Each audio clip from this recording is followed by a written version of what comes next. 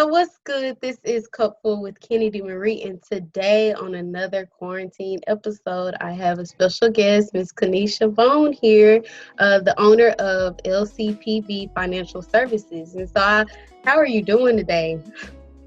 I am good, just trying to stay safe and stay in the house because I am annoyed by the mask on people's faces. Yes, yes, I understand. So I want you to just first explain the what you offer through LCPB Financial Services. Okay, so basically with LCPB, we encourage living freely, creating legacies, prospering together, and building wealth. So we provide people with the knowledge and resources needed to eliminate financial stress. So I do that by just having one-on-one meetings with people, seeing where they are with their financial worries and goals, and then we create a financial plan once I find out if I am able to help them or not. And their financial plan can include creating an emergency fund, starting self-investing, helping them to get their debt down, get their credit right, whatever that may be. For them, we'll create a plan for them. And if they want me to help them throughout that process and do like accountability check-ins or anything like that, I offer that as well. I also am a notary, so I provide those services. And not just on an individual basis, I also do group financial seminars. So I've done different things in the community, at high schools and colleges to just help people become more financial literate.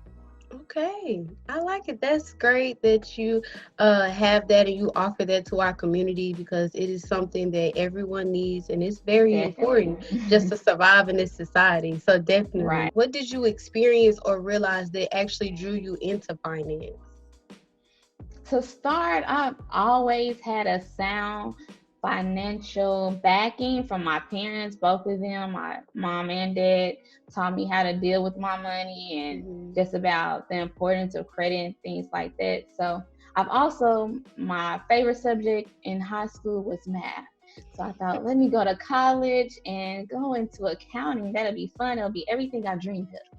It wasn't everything that I dreamed of, but I had so many classes towards that major that I ended up minoring in accounting. And so I learned about all different financial things and stuff like that. But once I graduated, since I had such a sound foundation in accounting, I ended up working in accounts payable at Verizon. And I've also done accounts payable and worked in finance departments for Goodwill Industries of Arkansas. So that was just getting my financial knowledge started. I was looking, and during the time working at these places, I don't know, I was watching something and I came across I think it was a video or something about how pro athletes, after 5 years of retirement, they are broke. And that didn't make sense to me because they have made millions of dollars. How are they broke? That doesn't make sense. And even like recently, you hear like about Lil Wayne, or I don't know if you remember the singer JoJo, just how they were taken advantage of when it came to their money. Even Yeah. TLC, like that movie came out where they were traveling and doing all these tours, getting all this money, and they didn't see a dime of it. And that didn't make sense. So I was like, there is an issue somewhere. So I want to help people have that knowledge needed. So even though if they don't want to solely focus on that, I don't want to deal with the business part of it, at least I can provide them with the education to know how things should be working out and how things should be going. So that's what enlightened me and made me excited to go towards it. So then I started working for Regions Bank as a financial consultant.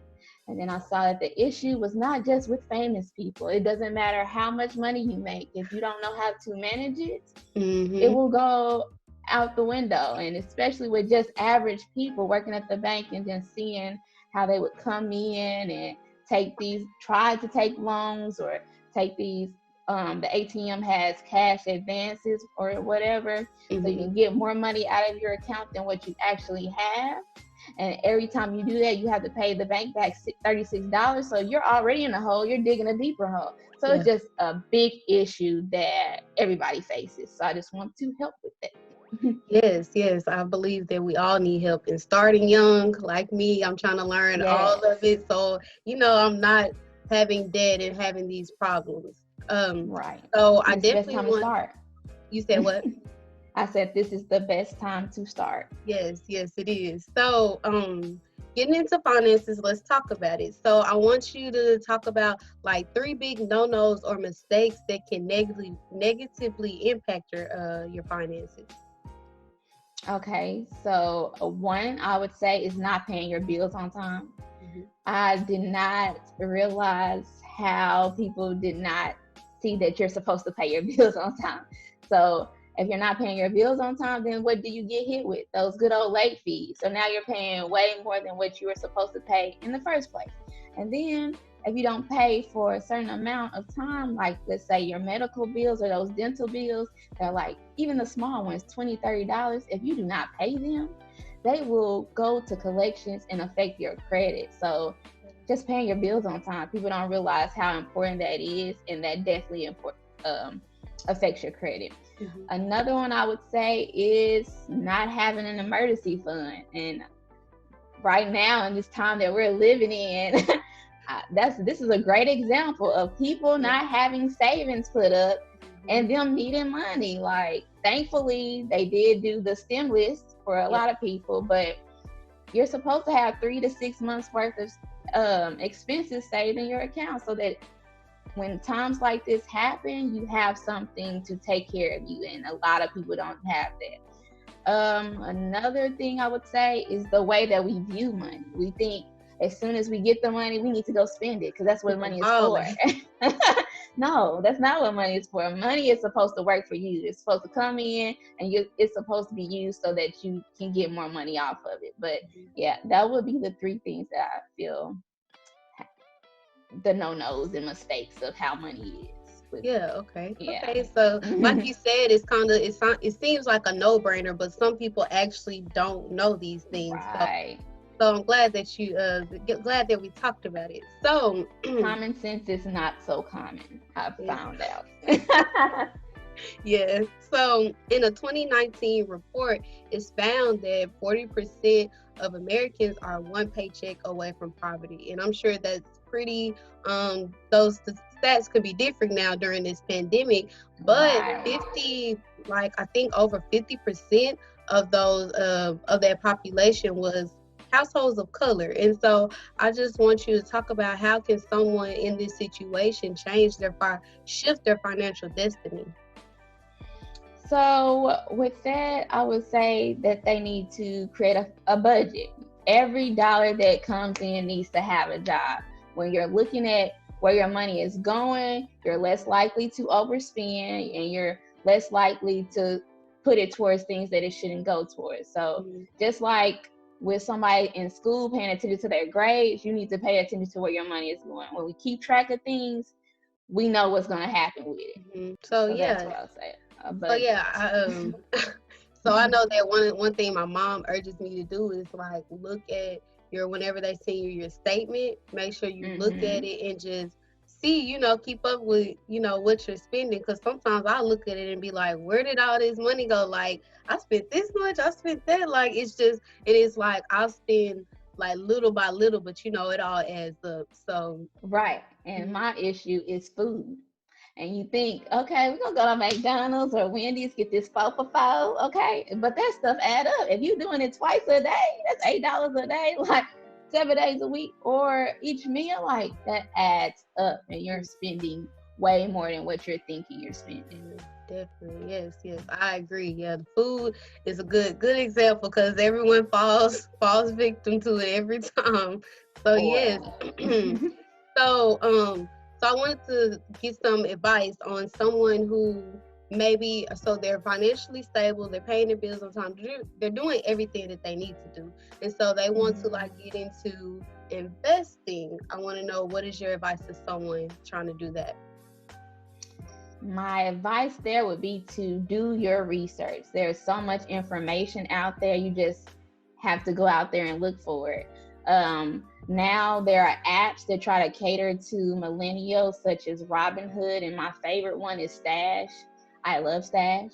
because they provide you with all types of knowledge. They have like tips of the day and things like that to get you started. And then you're investing based on things that you like. So they have EFTs, which are exchange traded funds. And that's basically a fund that's several different companies in one. So you can buy a portion of that of several different companies. So you're well diversified in the beginning. So just do your research and find what is best for you, because it's not as hard as what we would like to think. Like with those apps, you can invest with as little as $5. And if you use certain codes, they'll give you money, or tell your friends to do it. They'll give you money to start investing. So you can play with it and learn as much as you need to learn.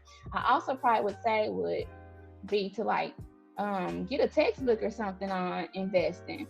There you can look up class requirements and the resources that they need or they're using in certain investment classes.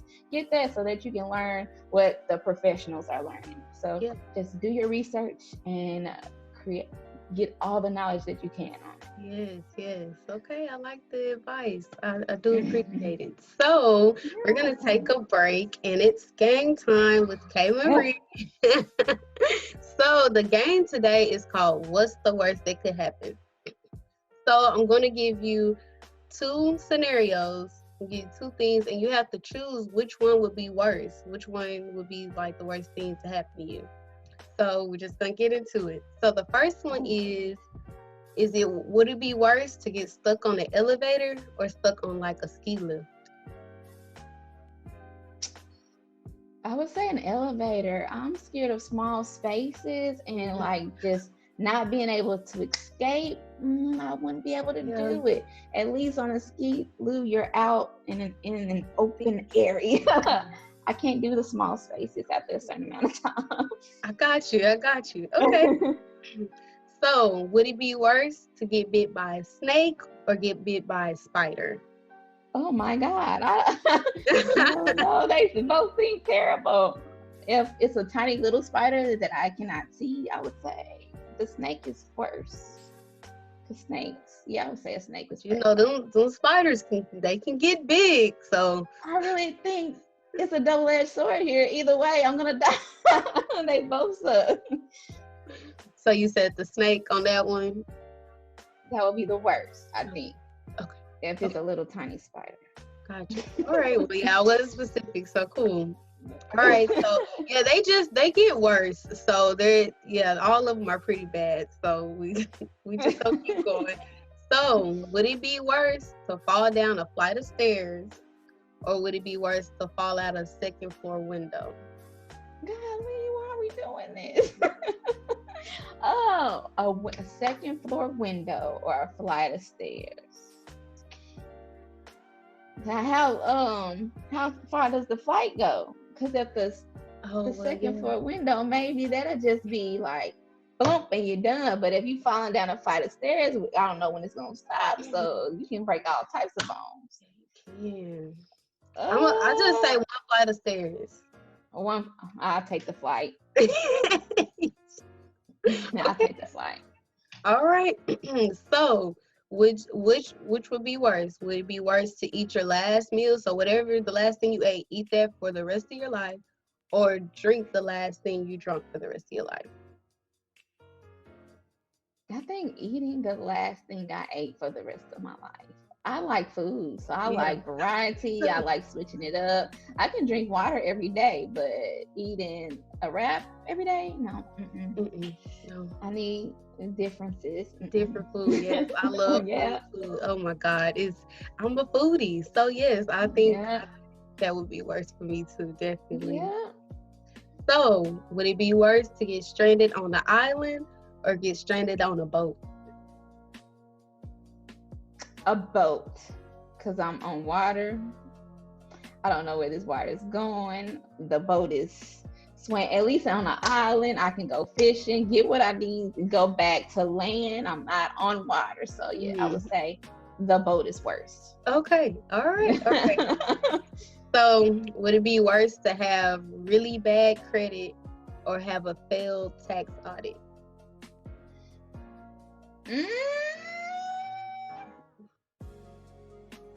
bad credit or a failed tax audit? I'm gonna say bad credit, because just because your tax audit failed, that does not mean that you are just out there looking bad. You probably just got to pay off whatever you messed up. You're probably gonna be in trouble for a little while. But yeah, they both bad. I think about it, both bad. And you failed the audit, so you was already audited, and now you didn't fail. The consequences after that. Yeah, they're pretty severe. They can get. How bad is my credit? Because if it's not that bad, I can pull it back up. I didn't have a number. It's just bad credit. So, but that is true. You could fix your credit, but a failed audit is like, it's just already over with. It's like, it is over with. And then depending on how bad it was, how much do I got to pay back? Yeah, these are bad. Those are so scary. So you gonna go with which one you gonna go with? I'm gonna change it. I'm gonna say the bad credit. Okay. All right. So the next one is a visit from Candyman or a visit from Freddy Krueger. I told you they get worse. Those are bad, pretty bad. A visit from Candyman, okay, so it sounds like either way I'm gonna die. Do I want to die in my dreams? Is he gonna keep coming? Do I want to die in my dreams, or do I want to die with somebody coming out of the mirror? Maybe I was sleeping peacefully at first, and then Freddy came to me. So let me be peaceful first. Gotcha. So Candyman is worse. Yeah, it's pretty crazy. I know movie's supposed to come out this summer on Candyman. I was excited to see that. Yeah. I don't like scary movies, but it's Jordan Peele, so I'm like, ooh, I want to go see, what he created. So I don't know what I'm gonna. Right, and his movies are more like horror, so they're not like creepy, but they are creepy, but they're not like scary, but they make you think. So I definitely will be seeing it. Yes. All right. So next one is, which is worse, a dream that you're falling or sleep paralysis?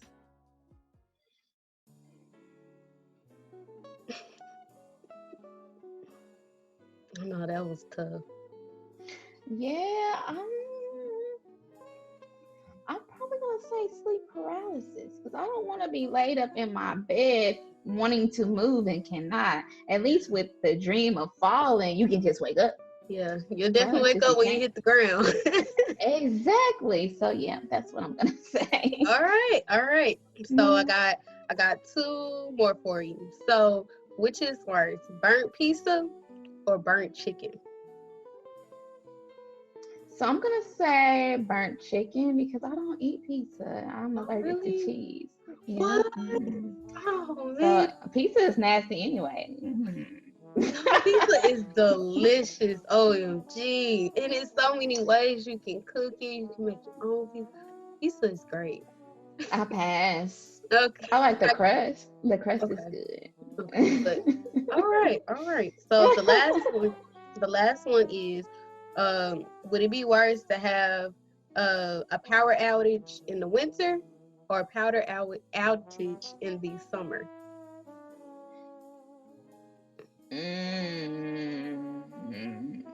Definitely winter, because I've experienced that, and that was tragic. It's cold. It's cold. You have to, no. But and then your food is pretty hot.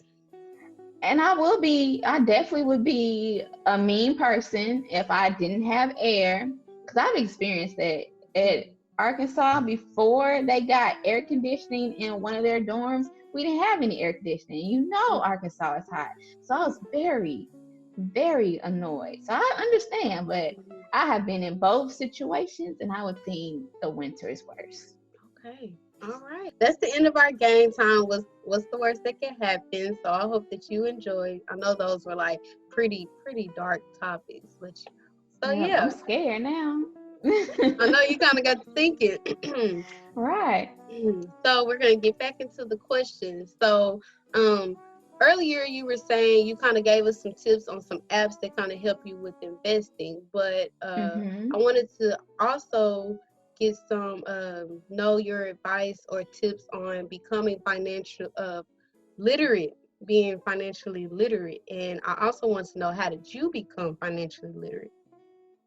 Okay, so I definitely took advantage of classes in college, read books. Mhm. Um, I So thankfully, with the job that I had, because you're always learning, you can never stop learning. So even though I may have had a foundation, there's still more information out there. You'll never know everything. So I get on YouTube University and I listen to everything that they have to offer. There's always somebody on there talking about whatever it is that you may need to figure out. So I did listen to books like Rich Dad Poor Dad, the science of, what is it called? The Science of Getting Rich. Yes, that's a good book too. So Okay. I would recommend both of them, especially Rich Dad Poor Dad, because it'll just change the way that you view money. It's amazing. Everyone should read it, especially if they're trying to work on their finances. Yeah. So I did that. I also like the For Dummies books. So when I first started investing, I got the investing or 20, 30 for your 20s and 30s for dummies. Hmm. Got those for reading that. Those are good books to read, and just there's all types of information out there. Just get on Google and do your research. My favorite websites to go to are Investopedia. They'll give you all types of information, tell you what a stock is, tell you what a dividend is. Everything is there. I also like to visit Nerd Wallet, and then I've even signed on to apps and downloaded apps like Bloomberg or things like that. So they are very helpful. Okay, yeah. It's so crazy how all this information is, offered to us, but yet it's still not taught in like school. And you can learn it in college. That's only if you take the class. So, I feel like that's a Exactly. big issue. I wish that they had classes like that, because when you go out into the adult world, it's like, dang, did nobody teach me this? So I. You set up for failure. You can come Mhm, out as a doctor and still not know how to manage your finances. So it doesn't matter how much money you're making. You're still mhm. Yeah. broke. Yeah, exactly. If you don't have the proper role models, like you said, your parents instilled it in you, but if your parents don't know, Exactly. if no one around it's like you're walking in blind. And so, yeah, I hope Exactly. that all you guys wrote those books and apps and resources down and just look into it, because I feel like that's something everyone needs. Like you said, you could have one of the best jobs, but if you don't know how to handle your money, it's. Boy, it Yeah, don't even matter. exactly. Yeah. So yes. So we kind of talked about in our game time about credit, and so I wanted to bring it up again. And we kind of hear about it all the time, how it's so important. But how do you use credit to build financial wealth? Okay, so first, what I want everybody to understand is what credit is. Credit is someone lending you money at a price, which is interest, in order for you to get something now instead of later. So it's debt. It's not free money. It's not, oh, I don't have to worry about this later. If anything, whatever your price of what you're trying to buy is, you're ended up paying more than what it's worth because of interest. So credit is debt, but you can leverage off of it. So that's what you're asking. How can you build wealth off of it? So let's say you go to the bank and you get a $10,000 loan. And just to make this simple, let's say that the interest on that loan totals to $3,000. So now you have a debt of $13,000, right?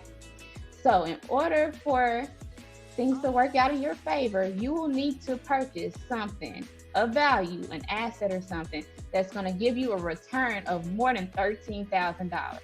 So let's say you get a business.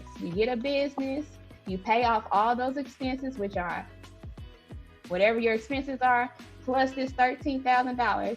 Now everything that's coming in is going to be more money for you, and it's going to go to you because you already paid off that debt. So that's how it can be used to make wealth, when you're purchasing something of value that's going to return a higher value in the end. All right. All right, I like the advice, and I'm glad that you made an emphasis on how that is not free money. You definitely have to pay it back.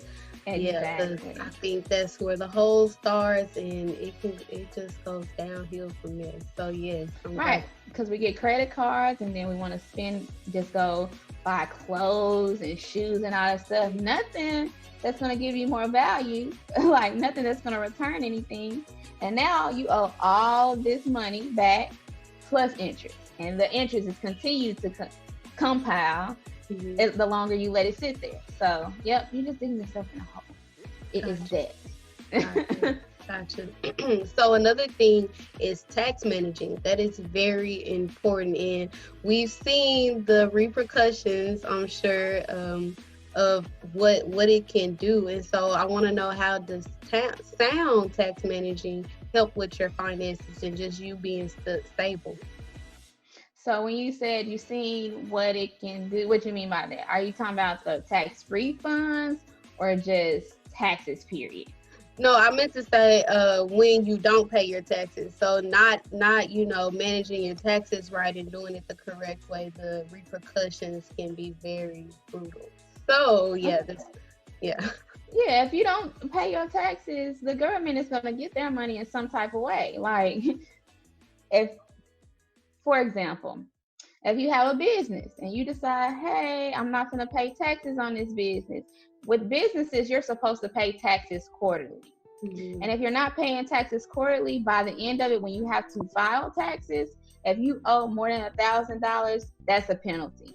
And then if you don't pay them on time, that's a penalty. So your small amount turns into a larger amount the longer you let it compound. People try to evade their taxes and not pay them. Like, you see these celebrities, and the more you evade it, you're going to get caught. They find ways, and they come back and they get you. And then your little problem is a way bigger problem than it would have been had you paid your taxes in the beginning. Yeah. I definitely was talking about celebrities. We've seen it, how it can just, and it gets you out of nowhere, but they gonna get you. So yes, definitely. And Go ahead. The crazy thing about it is, with them having so much money, I know, like, they talk about, yeah, they're making this money, but the government takes like 50%. There are ways that you can manage it to where you don't have to pay that much in taxes. If you give to charities, if you they could start a family business and just put their family on the payroll. So it's like, these are expenses. They're really helping you, but they're expenses, and you can deduct these on your taxes. So there's ways to get around it. Like, for example, look at Amazon. In 2018, they had like $11 billion before taxes, and they didn't pay not $1 in federal taxes on it. So there are ways to get around it. You just have to make your community better. That's what tax laws are set up for. Gotcha. I did not know that. That is very interesting. So yeah. So another thing is, you talked about it earlier, having an emergency fund, which is very, very important. And I'm pretty sure we all see, and during this time, how important it can be and how essential it is. And so, what are some steps or some ways that people can build up an emergency fund? I just want, like you just said, I just want to stress the importance of it. Today, I read that more than 30 million people have lost their job. I seriously doubt that they had any savings, because a lot of the readings that I read say, statistically, we don't even have $1,000 saved. So I know they didn't have money saved for this type of issue. The thing that I have to say about an emergency fund is just start. We trick ourselves out of thinking like, I can't do this. I don't make enough money. I can't do this. I have heard that so many times. The thing is, if you never start, it'll never happen. You have to be faithful over a little before you can be faithful over a lot. So just start by putting $10 away here, 15 there. Like we said earlier, a lot of our money is going to food. Like instead of going out to eat this day, that money that you would have spent on that meal, put that away so that it can build up over time. It may seem like a little right now, but it will build up over time. Another thing I like to say is do not have your checking account and savings fund at the same banking institution. Because when you see, oh, this money is piling up, you tend to want to put your hands into it. Don't do that. Set it up at a whole nother institution to where you can't see it. Don't set up online banking for it. Just out of sight, out of mind. Don't even look at it. Don't pay attention to it. And most definitely, do not just put it into a regular savings account. Like I said, I used to work for a bank. A savings account gives you like 0.01 interest. The bank is using your money all the time and making so much interest off of it. Why would you give them your money to just make 0.01% off of it? Do not do that. So do your research, find out which banking institutions offer the most interest payments to you for allowing you to keep your money in there. This is usually like in a money market account, because an emergency fund should be liquid. You should be able to get to it. So do like a money market account. Do your research. I found that credit unions have the highest rates when it comes to that. Also, like if you don't feel like you can depend on yourself to put the money into these different accounts, set it up to where it comes directly out of your paycheck. Direct deposit is already going to one of your accounts. Set it to where most employers have it to where you can set up a certain amount to come out or a certain percentage. Set that up so then that you don't have to move anything. It directly goes into this other account. You never see it, so you do not see that it's building up. You basically just need to keep it out of your sight so that you will not touch it and let it build up. It is very possible, no matter how much money you are making. Do not psych yourself out of thinking that you can do it because you don't feel like you make enough money. Yeah, and I think that just goes back around to budgeting. Budgeting is just a great thing to go ahead and plan the money, because it's like we're so used to when we get the money, we already know what we finna spend it on, what we finna go get from the store, what food we about to go eat, things like that. And so just having that budget kind of puts some control, kind of slows you down, be like, okay, let me think this out. So yeah, definitely. Yes. Let's rethink this. Yes, Do I need it right now? Right. So one last thing I want to ask you is, since I know that you're a foodie, I want to ask you, if you had just all the money in the world to cook you your perfect meal, had all the resources, all the ingredients, what would that meal be? My perfect meal. See, my eyes probably be bigger than my belly. I would need a steak, and I would need some lobster and some shrimp and sushi. I love sushi. Just all types of different sushi, fried, cold, all of it. Yeah, I think that'd be it. Okay, I Just like the it. I don't whole think I've ever, layout. yeah, just Yeah. down the table and back. Yeah. I don't think Yes. I've ever had lobster. I've had crab legs, but I don't think I've had lobster. So that's something I want to So try. I went to Outback.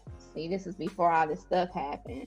And they had to where you could get a steak and like lobster bites and a little lobster. It was amazing. So go to Outback. Okay, They'll get you right. all right. Yes. So thanks for that tip. I'll definitely check that out.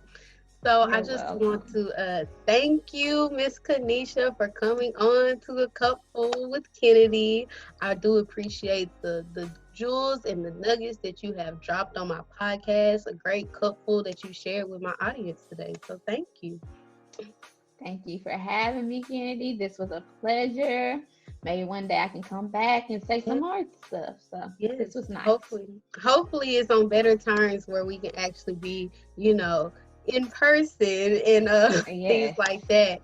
But yes, and to everyone listening, thank you for tuning in to another Kupfull. Make sure that you stay safe, stay grinding, make you a budget, write some notes down, and be great with your finances, and just be great in general. And I will see you guys on the next Kupfull.